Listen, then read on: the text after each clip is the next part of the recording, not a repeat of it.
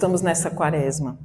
É importante que a gente entenda o que o Senhor está falando nesses dias. As reflexões sobre as 3 cruzes, que o Senhor me trouxe, 3 histórias,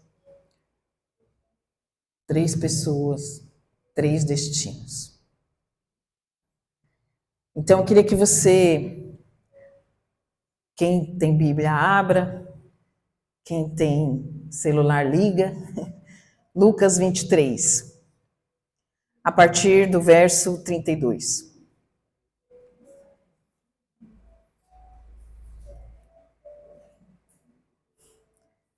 Diz assim: 2 outros homens, ambos criminosos, foram levados com ele, a fim de também serem executados. Quando chegaram ao lugar chamado Caveira, ou em outras traduções, Gólgota, o pregaram na cruz. Os criminosos também foram crucificados, um à sua direita, outro à sua esquerda. Jesus disse: Pai, perdoa-lhes, pois não sabem o que fazem. E os soldados tiraram sortes para dividir entre si as roupas de Jesus. A multidão observava e os líderes zombavam. Salvou os outros, salve a si mesmo, se é o Cristo, o escolhido de Deus, diziam. Queridos, uma breve observação nesse verso 34. Pai, perdoa-lhes, pois não sabem o que fazem. Os líderes religiosos, conhecedores da palavra, aqueles que esperamos compreensão, misericórdia, amor, sabedoria espiritual, estavam zombando, dizendo: salvou os outros, salve a si mesmo, se é o Cristo. Observe, se é o Cristo. E Jesus na cruz está trazendo o maior ensinamento para mim e para você. Pai, perdoa-lhes, pois não sabem o que fazem.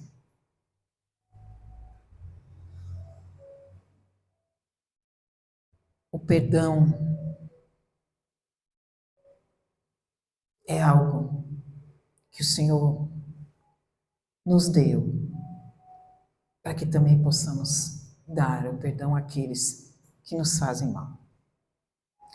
Porque nenhuma das palavras contrárias que as pessoas digam a nós tem poder maior que a palavra de Deus diz sobre você e sobre mim. Portanto, o domínio, o controle e o pertencimento da sua vida é de Cristo. Não tema. Perdoe. Porque nada do que o outro disser sobre você terá poder maior do que o amor de Deus por você. Este é um ensinamento. Pai, perdoa-lhes. Porque hoje está difícil. As pessoas não estão perdoando. O espírito de divisão, o espírito de julgamento é muito grande entre nós, cristãos. Entre o povo que deveria o tempo todo seguir a Cristo, perdoar. Verso 36. Os soldados também zombavam dele, oferecendo-lhe vinagre para beber. Diziam: se você é o rei dos judeus, salve a si mesmo. Observe que sempre tem um se. Uma conjunção de prove. Verso 38. Uma tabuleta presa acima dele, na cruz, dizia: este é o rei dos judeus. Vocês se lembram que está escrito isso em alguns lugares em latim, mas as palavras este é o rei dos judeus, em hebraico, o início das letras é exatamente Yahweh. O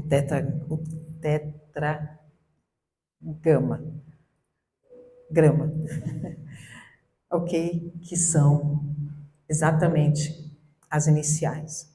Então vejam, os próprios soldados que achavam que estavam zombando, colocando, né, este é o rei dos judeus, vamos tirar uma onda aqui, eles não sabiam que eles estavam sendo usados para declarar que Jesus verdadeiramente era e é rei. O Senhor usa a quem quer para revelar quem Ele é de verdade. Amém? E um dos criminosos, dependurado ao lado dele, zombava. Ah, então você é o Cristo? Salve a si mesmo e a nós também. Mas, porém, contudo, né, gente, o outro criminoso o repreendeu. Você não teme a Deus, nem mesmo ao ser condenado à morte? Nós merecemos morrer por nossos crimes, mas este homem não cometeu mal algum.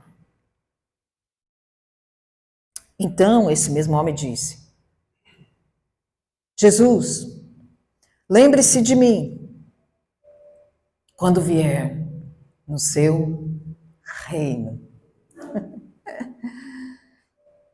E Jesus lhe respondeu: eu lhe asseguro que hoje, diga hoje, você estará comigo no paraíso. Lembre-se que estar no paraíso significa estar na presença dele. Que coisa maravilhosa. Verso 44. Já era cerca de meio-dia e a escuridão cobriu toda a terra até as 3 horas da tarde. A luz do sol desapareceu. Pensem nesse cenário. E a cortina do santuário do templo rasgou-se ao meio. Você pode imaginar o tamanho da cortina do templo, era alta, enorme, pesada. Ela foi rasgada ao meio. Então Jesus clamou em voz alta, às 3 horas: Pai, em tuas mãos entrego meu espírito. Pai, em tuas mãos entrego o meu espírito. A morte não matou o Senhor. Foi o Senhor que entregou a vida dele ao Pai. E o Pai o recebeu. Pegou? E com essas palavras deu o último suspiro. Veja isso. Verso 47. Quando o oficial romano que supervisionava a execução, viu, ele simplesmente viu, ouviu o Senhor, o que havia acontecido. Um oficial romano pagão, veja só, adorou a Deus e disse, sem dúvida, o que é contrário da fé? Dúvida. Ele aqui estava com fé, crendo. Sem dúvida, este homem era inocente. Quando você vai para Mateus 27, está escrito, sem dúvida, este homem era o Filho de Deus. Uau! Amém? Este pagão adorou a Deus, o Deus de Israel. Sem dúvida, este homem era inocente, era um justo Filho de Deus. Amém? Então, 3 cruzes, 3 histórias, 3 destinos. Queridos, o contexto aqui era Páscoa. Jerusalém estava cheio de pessoas, estava borbulhando. Era a festa principal e é a festa principal do povo judeu. Quando o Senhor os libertou do Egito, todos eles celebram até hoje. E Jerusalém estava em festa, cheia de pessoas. Agora, imagine com tudo o que estava acontecendo nessa Páscoa especificamente.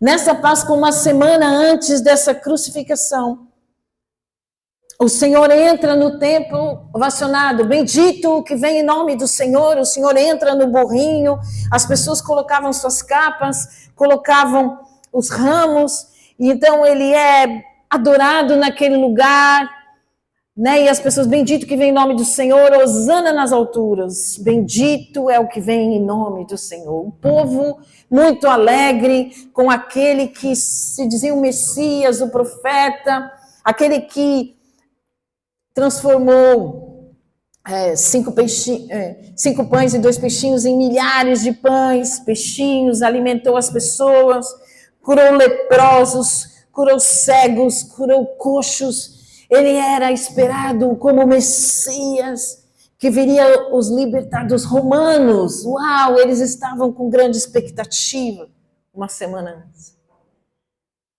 Então, grandes acontecimentos aconteceram.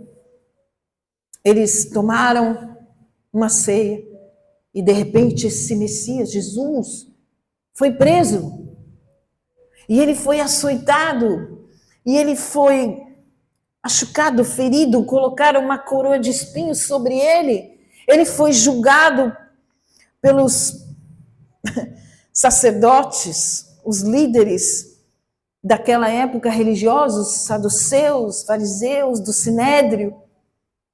Mandaram ele para Pilatos. Pilatos mandou para Herodes. Herodes devolveu para Pilatos. Solta quem, gente? Solta Barrabás. Crucifica. Que semana? Que semana? E de repente, lá estão, indo no caminho do Calvário. A crucificação sempre acontecia fora dos muros de Jerusalém. E havia um caminho para ir. Na verdade, haviam 2 caminhos. Um que subia ao Gólgota. Dá para apagar, por favor? Só para tentar melhorar a imagem.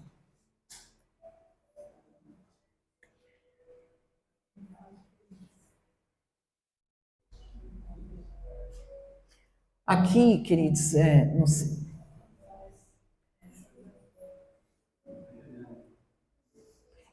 Eu mandei fazer a cortina de, como chama aquele blackout. Então, aqui tem um caminho, que eu não sei se Não, tá bom, tá bom.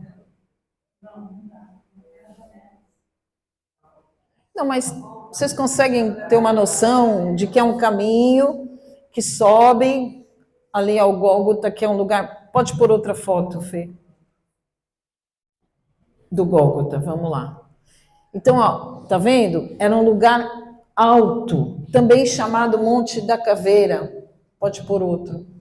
Porque de alguns lugares, dependendo do ângulo que você olha, aqui, ó, parece que tem uma caveira, dá para mais ou menos entender? E a crucificação acontecia lá em cima para que todos vissem, por isso que chama Monte da Caveira.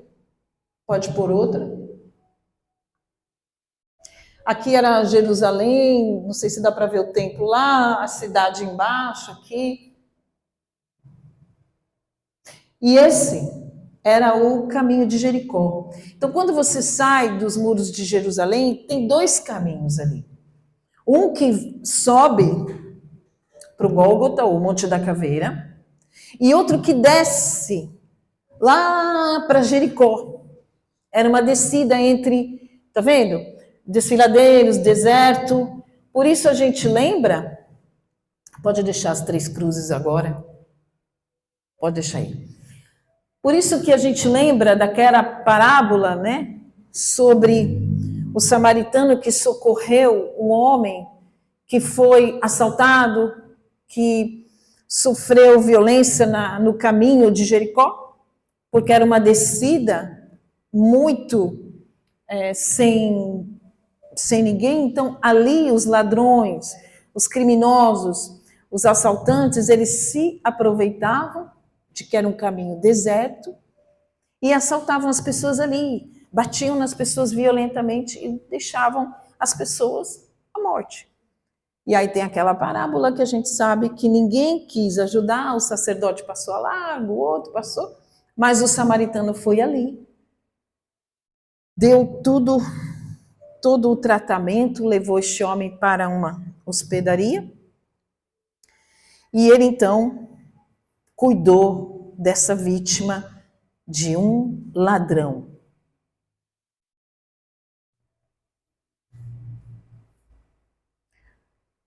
Aos olhos humanos, este homem de Jericó estava à morte. Mas para esse samaritano, não. Para esse samaritano, ele tinha oportunidade de viver. E no caminho do Calvário, onde eles então saem de Jerusalém carregando a cruz, vão na Via Crucis, e eles sobem o Monte da Caveira, ali é o caminho onde um outro homem, voluntariamente e por amor, tornou-se vítima e pagou com a sua própria vida a cura da culpabilidade desses malfeitores, desses ladrões, desses assassinos e dos pecadores como eu e você. São dois caminhos. Um caminho que vai para Jericó de vida fácil, de pecado, ou nós subimos o Monte da Caveira e morremos com Cristo, como diz a Bíblia. Morremos para essa vida e renascemos para a vida com Ele.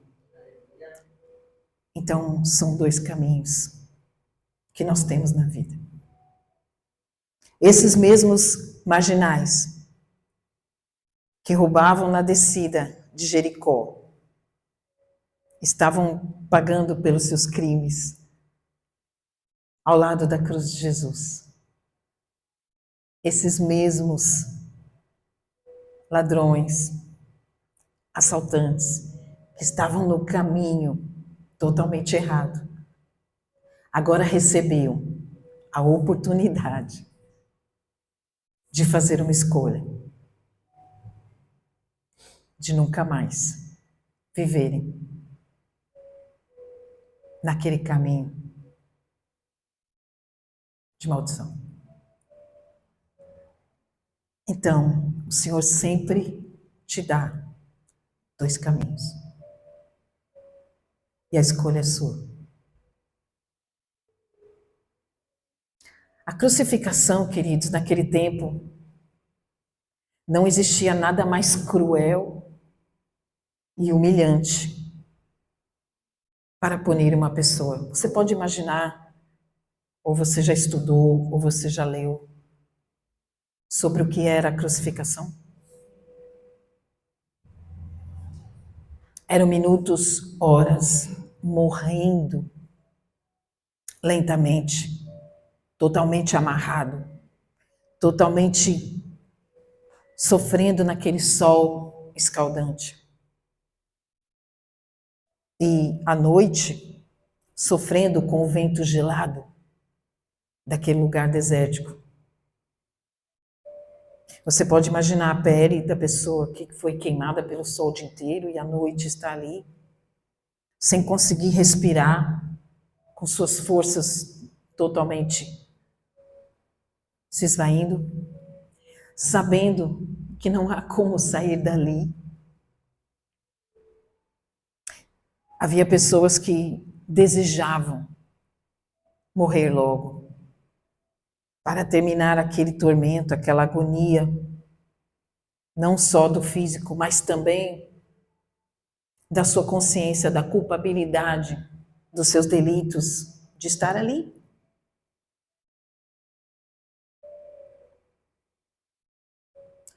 A culpabilidade de dizer, puxa vida, por que você não escolheu outro caminho? Você não tem mais jeito, a sua vida acabou aqui. Você realmente não presta, né? Por isso que você tem que estar aqui. E quantas vezes a gente fala, realmente, né? Eu sou culpado, por isso que eu estou passando por isso. Realmente, eu mereço isso. E Jesus é esse que vai trazer exatamente uma oportunidade de que você entenda o valor da sua vida. Mas, puxa vida, Lígia, como que é isso, né? Um ladrão que foi o tempo todo mal, o tempo todo culpado, o tempo todo assaltou pessoas, o tempo todo... Você hoje vê as pessoas na internet sendo assaltadas, as pessoas sendo violentas, as pessoas matando os outros, não é? Na internet, a gente não vê isso? E o que sentimento que a gente tem? Muitas vezes de revolta, muitas vezes de indignação. Se fosse comigo, eu não ia perdoar. Se fosse comigo, eu reagiria. Se fosse comigo, eu iria até o fim, né? Como você estava dizendo, eu também vi esses dias um caso terrível de uma pessoa, de um casal, jovens, estavam acampando, aquele champinha, não sei, matou, estuprou, né, a pessoa. Então, assim, e o pai nunca quis fazer nada, né? E a gente fala, se fosse eu ia processar, eu ia acabar com esse chapinha, eu ia dar uns soco lá. Porque é revoltante, né? Como uma pessoa vem, simplesmente você cria o seu filho, faz de tudo pelo seu filho, né? Vem um lá e simplesmente estupra e mata.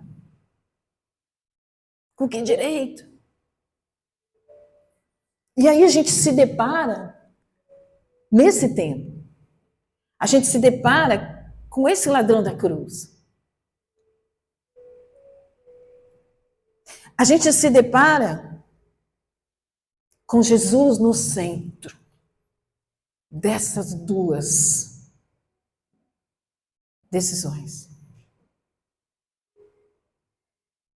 Se você estivesse com Jesus no centro, um que representa a cruz da incredulidade, da rejeição de Cristo, e o outro que se arrepende e recebe perdão e graça e vai para a eternidade. Mas como assim? Ele viveu uma vida imoral devassa E no finalzinho,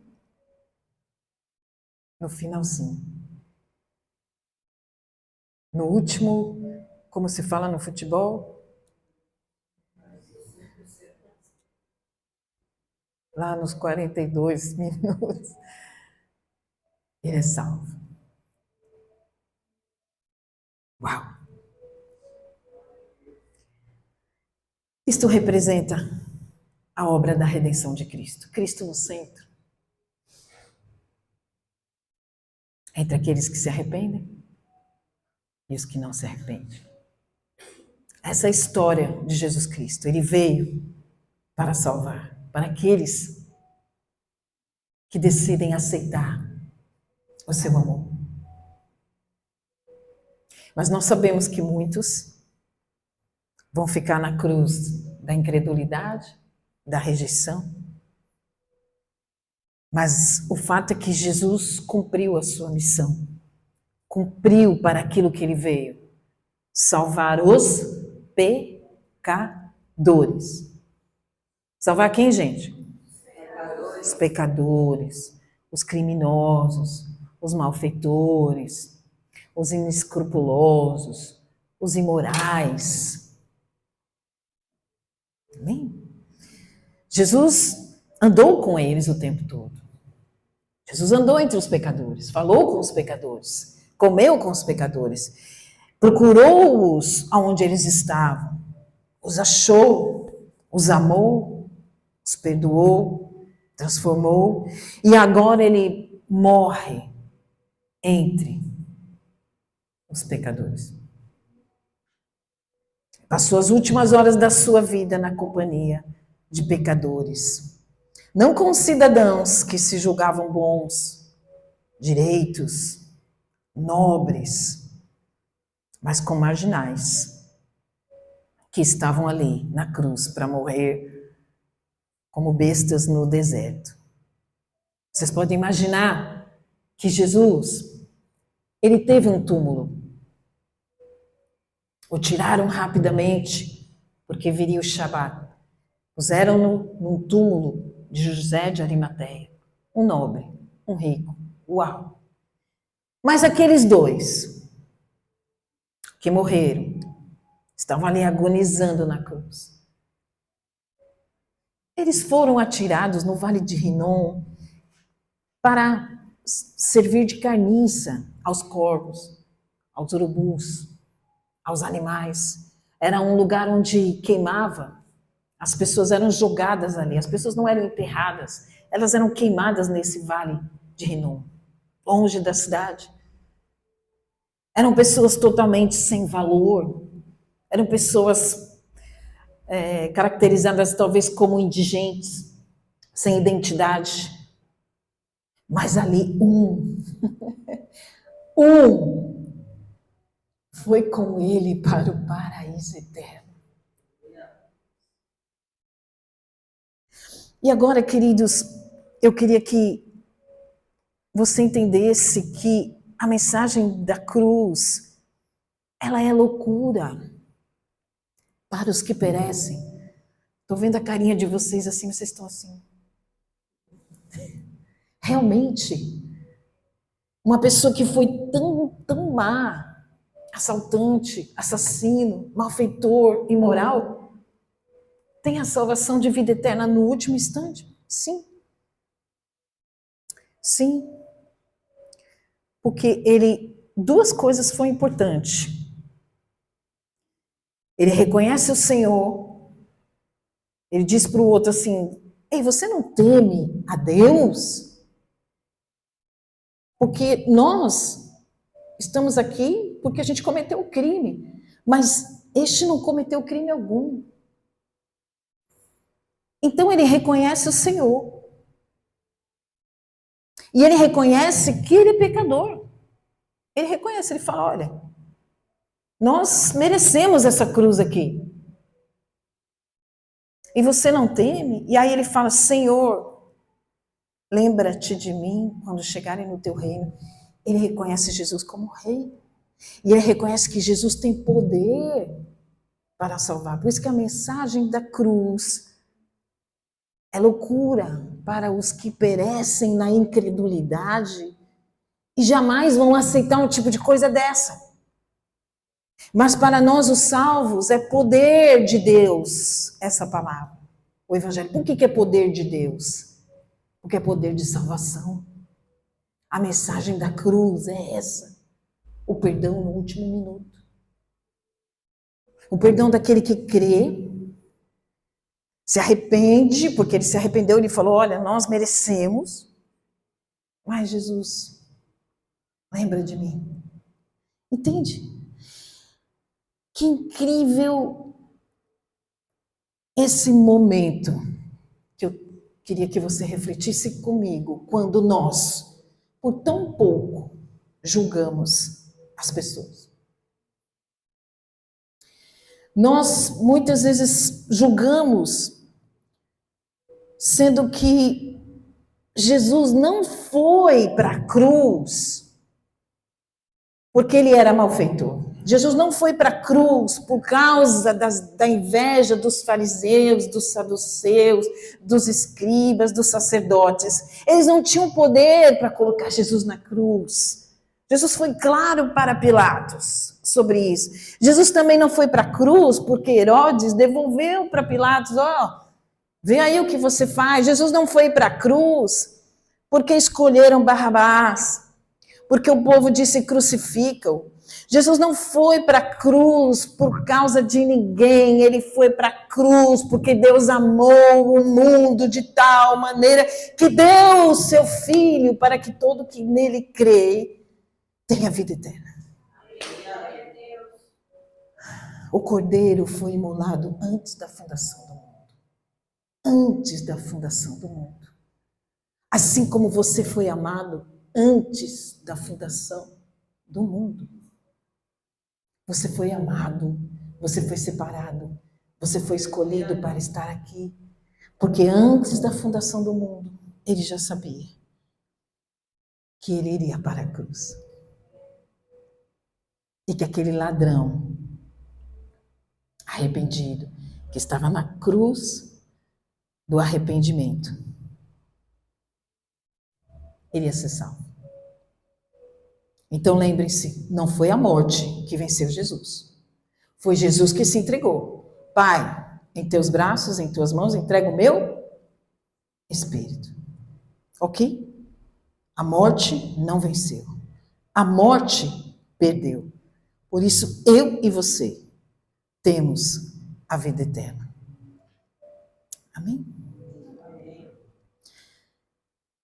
Agora, aquele homem, que ninguém sabe se tinha parentes ou não, que não tinha importância alguma, ou arrependido, ele reconheceu Jesus como rei. A cruz não combinava com um rei. O que dizia a lei para o judeu? Maldito aquele que for pendurado no madeiro. Está lá em Deuteronômio. Maldito o que for pendurado no madeiro. Então, na lei, já tinha que ele estava lá como maldito. Estava na situação mais humilhante, nu. Ele não estava com a tanguinha, não, que a gente vê nas fotos. Com a sunga, não. Ele estava nu.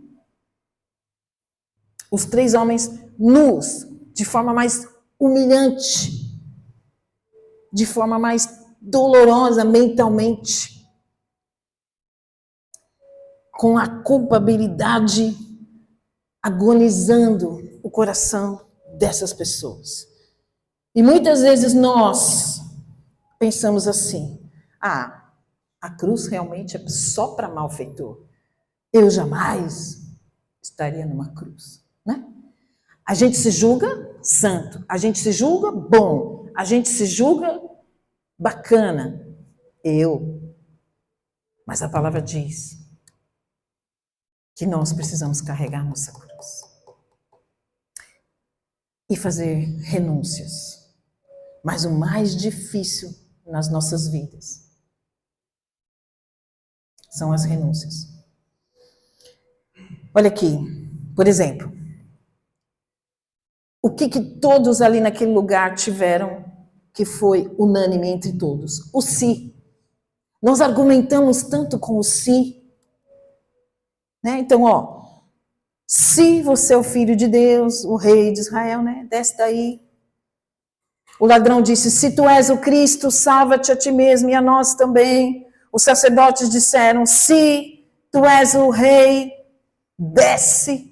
Satanás disse, se tu és o filho, lança-te daqui. Se tu és o filho de Deus, transforma as pedras em pães e etc. Se. Quantas pessoas estavam, hoje vão à igreja?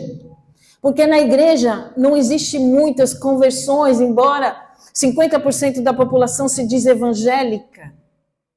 Mas evangélica por adesão. Eu estou na igreja porque eu preciso ter uma religião. Eu estou na igreja porque eu quero saber mais desse Jesus. Mas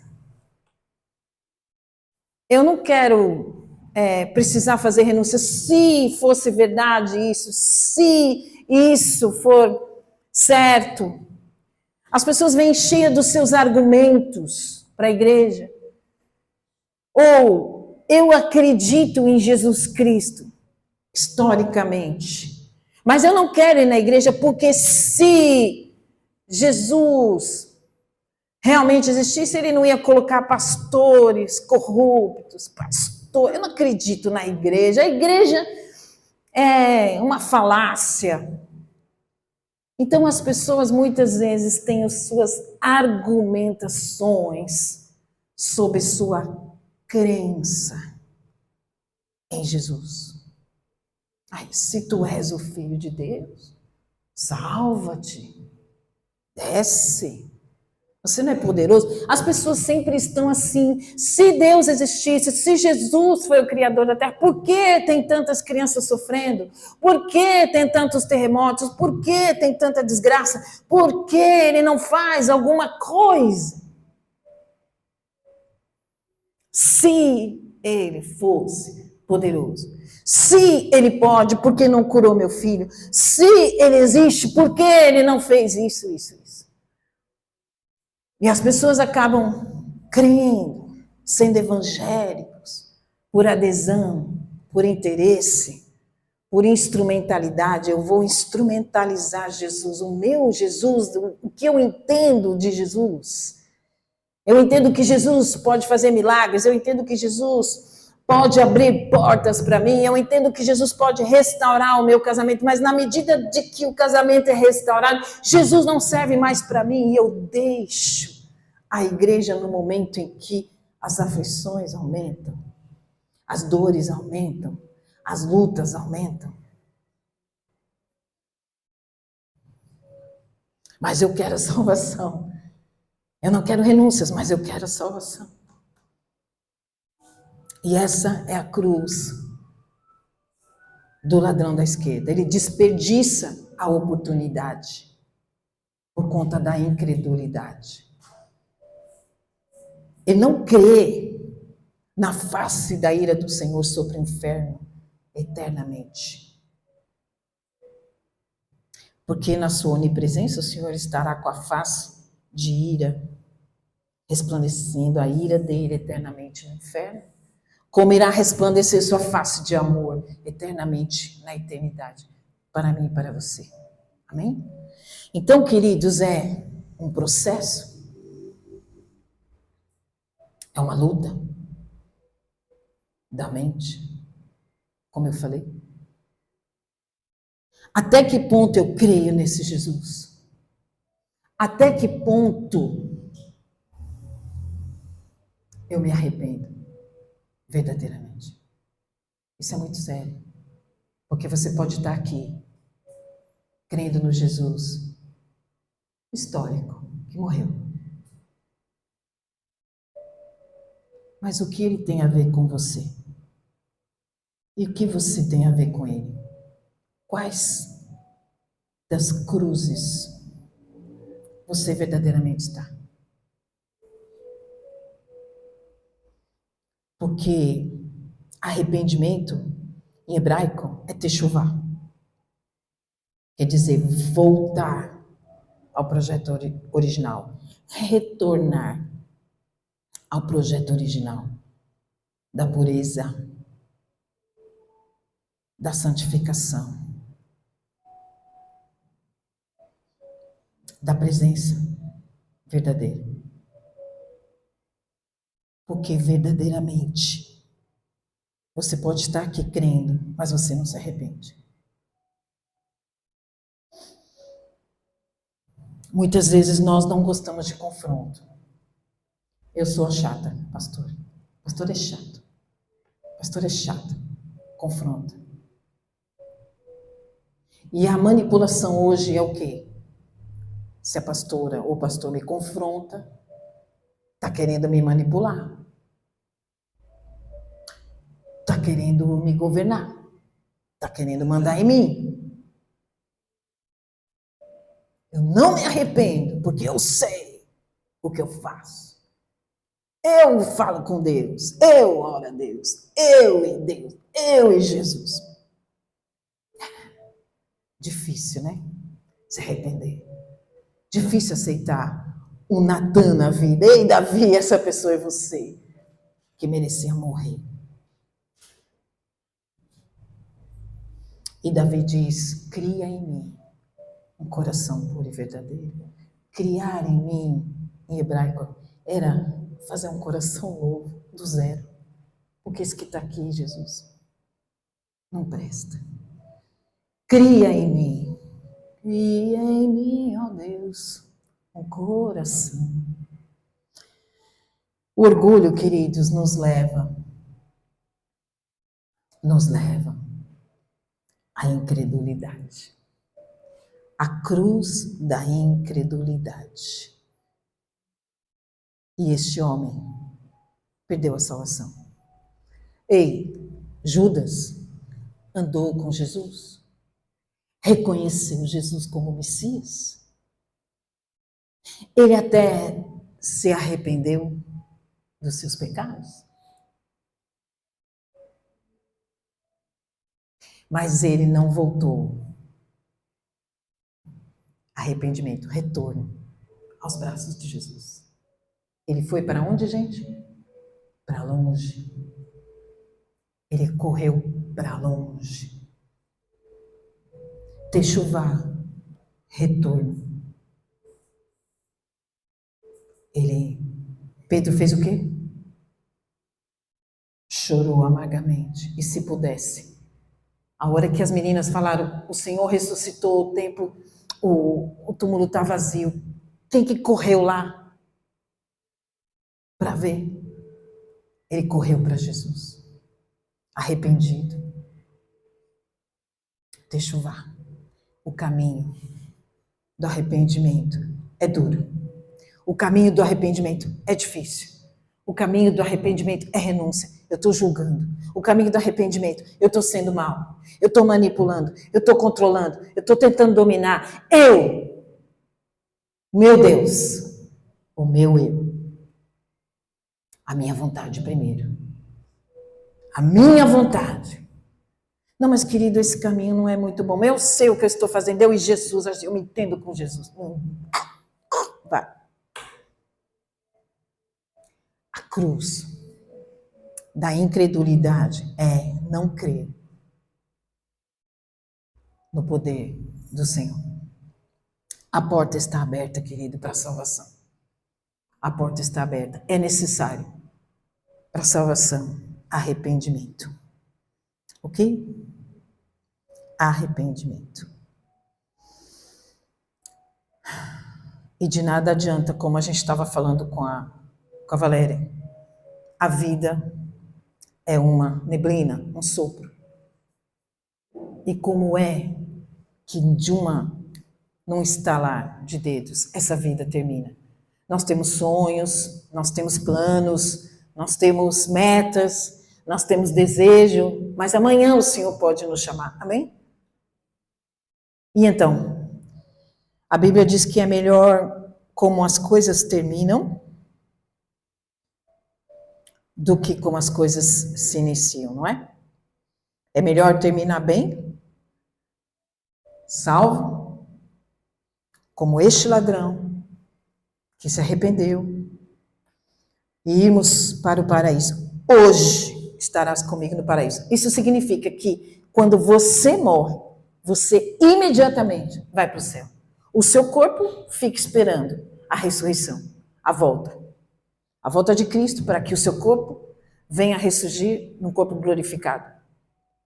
Mas você, o seu espírito, a sua alma, vai imediatamente ao Senhor.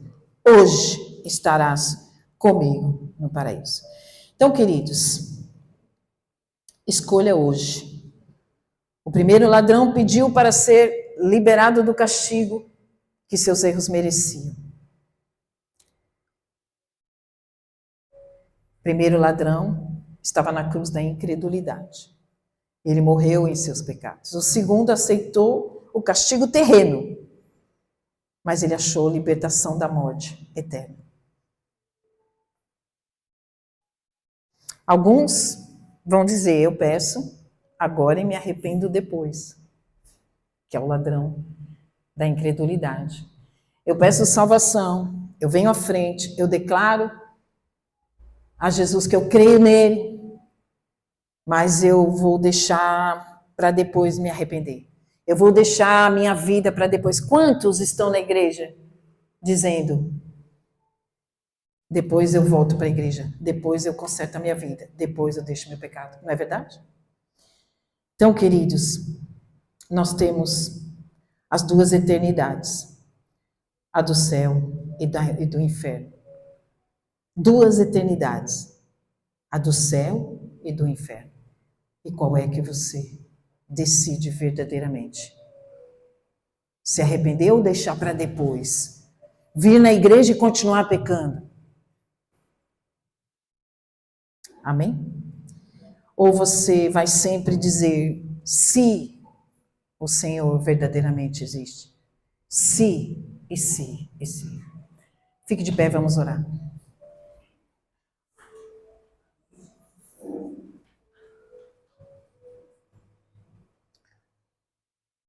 Senhor, nesta manhã, nós estamos, Senhor, diante do Senhor. Daquele que morreu entre os pecadores, deu a sua vida por nós para que tivéssemos a vida eterna. Nós verdadeiramente, Senhor, estamos diante do Senhor, que pode nos dar a vida eterna, e nós nos arrependemos dos nossos pecados. Nós nos arrependemos da vida, Senhor, muitas vezes de julgamentos, de raiva, de ódio, de rancor, de mágoa, de divisão, que tantas vezes, Senhor, coloca no nosso coração o julgamento. Queremos tantas vezes, Senhor, estar à frente, cheios de vaidade, com aquilo que temos, daquilo que conquistamos, daquilo que somos, daqueles nossos diplomas, nossos bens, nosso poder, Senhor, e nós nos colocamos muitas vezes acima de outros. Senhor, perdoa, Pai. Perdoa, Senhor, muitas vezes os nossos pensamentos, Pai. E nós queremos hoje retornar, nos arrependermos de muitas vezes temos esse comportamento e pensamento, Senhor. E nós te pedimos, Senhor, salva, Senhor, a nossa mente, alma, coração. E traz para nós, Senhor, discernimento. Lembra-te de nós, Senhor. Lembra-te de nós e traz discernimento e esperança, Senhor. Também para aqueles que estão conosco, para a nossa família, Senhor. Que a nossa família veja em nós verdadeiramente mudança. Porque aquele que crê, Senhor, tem transformação de alma, de caráter, de postura, Senhor. Então que a nossa família possa espelhar o Senhor em nós. De mudança de caráter. De nós verdadeiramente, Senhor, fazermos a diferença nas nossas casas. E nós queremos hoje, Senhor, determinar com o Senhor as renúncias necessárias. Determinar com o Senhor que estamos aqui te adorando por aquilo que o Senhor é, não pelo que o Senhor faz. Mas estamos aqui, Senhor, te adorando porque o Senhor morreu por nós. Toda essa situação tão terrível que foi a crucificação, que vamos celebrar, Senhor, era para que nós passássemos por aquilo. Sem valor nenhum, como criminosos, estaríamos ali para ser jogados, Pai, no Vale de Rinom. Aos corvos, às bestas feras, mas o Senhor nos salvou e nos levou a um reino. E hoje nós somos reis dos reis contigo, então que possamos reinar contigo, Senhor, em nome de Jesus Cristo, Senhor. Tem misericórdia de nós e da nossa família. Em nome de Jesus, nos leva, Senhor, seguros de estarmos em Ti, e quando estamos em Ti, não há nada o que temermos, não há nada que possa, Senhor, nos tirar das Tuas mãos, quando estamos verdadeiramente em Ti, salvos e separados, em nome de Jesus. Pai, visita cada coração agora, visita cada casa, visita cada um aqui, Senhor, que cada um cumpra o seu propósito, que cada um possa vencer as suas dificuldades da mente. As dificuldades, Senhor, de muitas vezes a nossa mente corre para aquilo que não vem de Ti. Que, Senhor, cada um aqui seja, Senhor, iluminado pela Tua palavra, iluminado pela Tua presença, iluminado pela Tua sabedoria, para que não corram, Senhor, em discutir consigo mesmo. E que eles verdadeiramente tenham essa vigilância dos pensamentos e vivam grandes coisas, grandes milagres, a partir da Tua presença, a partir do Teu poder na vida deles. Que eles sejam curados de toda a culpabilidade, que eles sejam curados de toda a tristeza. Senhor, invade a casa deles, salva os familiares, invade a casa deles, cura, Senhor, os familiares, invade a vida deles, Pai, em nome de Jesus. Visita tudo ao redor deles e transforma a casa deles, Pai, num lugar de luz, num lugar de bênção. Em nome de Jesus Cristo, que o Teu reino venha. Venha a nós o Teu reino, em nome de Jesus. Amém. Que o amor de Deus, a graça do nosso Senhor Jesus Cristo e as doces consolações do Espírito Santo de Deus estejam com todos vocês. Em nome de Jesus, amém. Boa semana!